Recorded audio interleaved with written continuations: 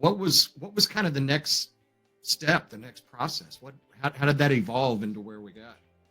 Yeah, it's super simple. It's, hey guys, we've got a SQL injection, which I'll explain in a moment what that is. But we've got a SQL injection on the Ghostbusters website.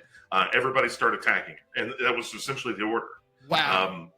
Yeah. So it was their website. It was actually their website that was so vulnerable. I mean, it wasn't like getting into like any bypassing of any firewall. It was nothing like that. It was just their public facing website. It was.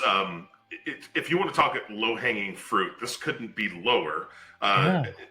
And the website that was insecure was the Ghostbusters website. It also coincidentally was vulnerable. When you go on to a website and you submit information, meaning their first, last name, phone number, that kind of stuff, typically what normal people would do is actually put legitimate data in those fields. Us being hackers, we're testing to see whether or not certain characters cause that form submission, when you hit submit, to do something unexpected. And in fact, there's a kind of a standard way to approach this. There are certain characters on the keyboard to get things not to work correctly. And we found that out. And what happens is, instead of that data being submitted to a backend database, that information from the database is now being presented to us. Yeah, it kind of regurgitates itself. Yeah, it kind of regurgitates itself, right? And all of that data that's sitting on the back of that website comes to you guys. So it's not only that website, but any other website that uses that set